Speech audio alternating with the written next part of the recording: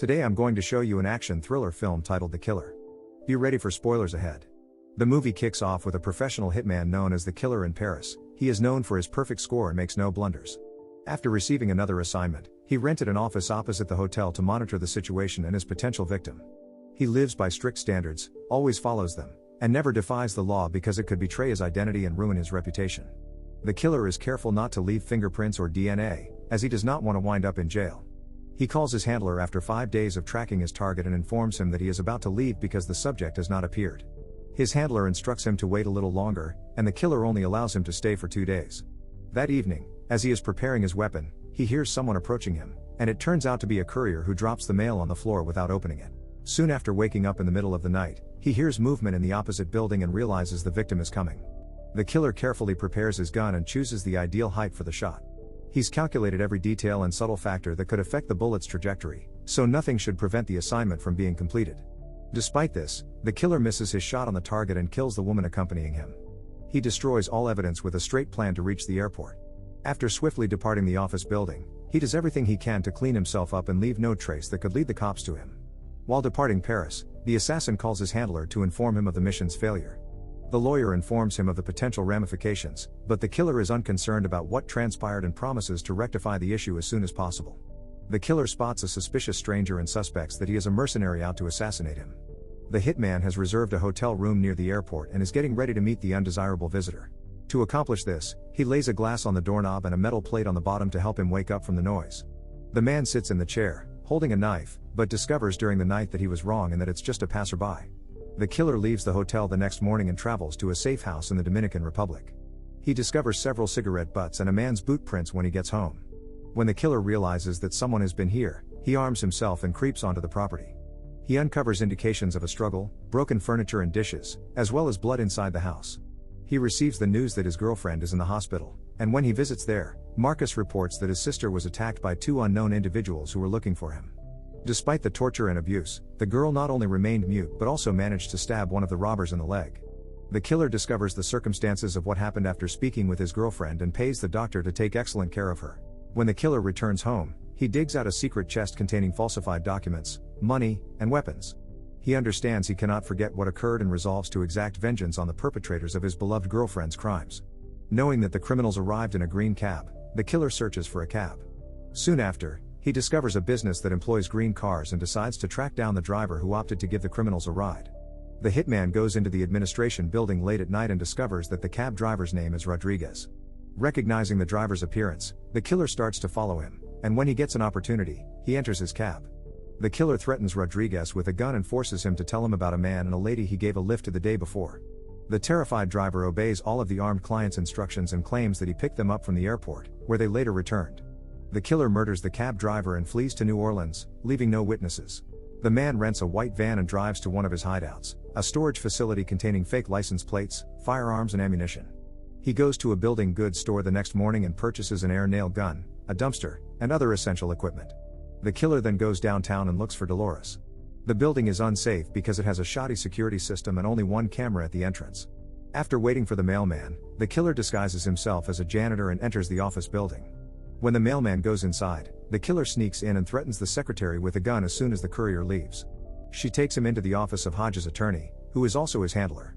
The killer instructs the lawyer and his assistant to bind themselves before destroying Hodge's computer and tablet. The killer requires the client's name, but the handler refuses to disclose any information. He reminds the killer of his blunder and believes the repercussions are unavoidable because no one forgives mistakes. To elicit a confession, the killer fires nails into the lawyer's chest and requests the client's name. He assumes Hodge has a few minutes to tell him, but the man passes out before he can say anything.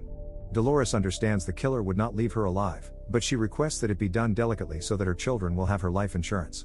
The killer, who has no compassion, complies with the secretary's request because she cannot consume sleeping drugs and settle the score with her life. Furthermore, only she knows the customer's name and can assist in locating the perpetrators of what occurred to his girlfriend. The killer and the secretary leave the office building and go to the woman's house after loading the lawyer's body into a garbage bin. While the man opens the garage door, Dolores attempts to escape, only to find her hands tightly restrained. Realizing she has no other option, the woman assists the killer in locating a customer in Chicago. After obtaining the essential information, the killer breaks Dolores' neck and pushes her down the stairs to make it appear as if it was an accident. The killer then conceals his tracks and removes all evidence, including the lawyer's body. A few days later, he travels to Florida in search of the first perpetrator, known as Brute. The killer calculates the accused criminal's house and notices that he has guests, as well as a nasty dog that must be neutralized. He goes to the nearby grocery store and buys minced beef and sleeping tablets before returning to the Brute's house. In the evening, the Brute follows a band of thieves to a casino, where they decide to gamble part of their hard-earned money. The Brute returns home alone at night, and the killer decides to take advantage of the opportunity. He begins by attracting the dog's attention and feeding it minced meat laced with sleeping tablets so that it does not represent a threat to him. The killer observes after a few minutes that the dog has stopped barking and has gone to sleep. The killer enters the building and learns that the criminal is in the toilet.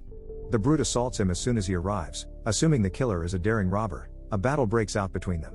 The killer rushes out of the house, having taken the first step towards vengeance. But the dog is awake and ready to tear apart the stranger on his turf. Following his escape, the hitman throws a Molotov cocktail into the Brute's house, causing the fire to obliterate all evidence. Knowing that the next target resides in New York, the killer gets a plane ticket and takes a shower to remove any bloodstains. The killer rents an inconspicuous car and drives to the home of the expert, the lady involved in the attack on his beloved, using fake documents in someone else's name. Knowing what she looks like, the killer waits for the blonde to come and follows her. At one of the traffic lights, the killer stops next to the expert and prepares to shoot but decides not to. He chooses to meet the woman face to face after following her to the restaurant. The expert is terrified because she understands she is up against the killer, who is resolved to avenge the crime. She excuses her conduct by citing the command, which she was unable to follow, but the killer has no pity and will not forgive her. Despite his mistrust of the expert, he drinks with her and offers to go for a walk.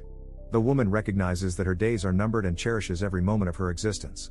She wants the killer to find a lovely location for her death in order to make it more beautiful.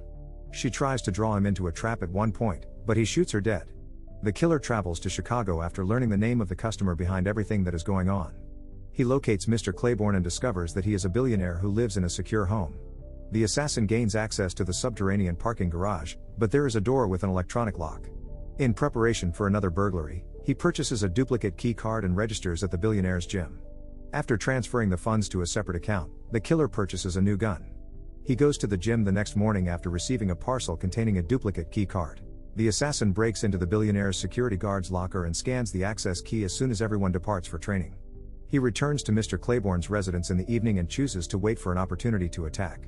When the killer notices a food delivery man leaving the parking lot, he sneaks inside and proceeds up to the billionaire's apartment. Claiborne, terrified, misidentifies the visitor as a burglar, claims that there are no valuables in his home, and requests that he leave, avoiding friction and future difficulties. When the killer reveals the reason for his attack, the billionaire admits he had nothing to do with what happened. He directed the murder of a competing businessman and paid for it, but he was oblivious to the potential ramifications. After the sniper missed, the lawyer requested extra money to dispose of the evidence. Realizing that the billionaire is telling the truth and not involved in what happened to his girlfriend, the killer decides to let him live. At the same time, he threatens Claiborne that if he tries to track him down or exact revenge on him, he will return for him. The killer departs Chicago and returns to the safe house after deleting all evidence. A few days later, the hospital discharges his girlfriend, and the couple embarks on a beach vacation, marking the end of the recap.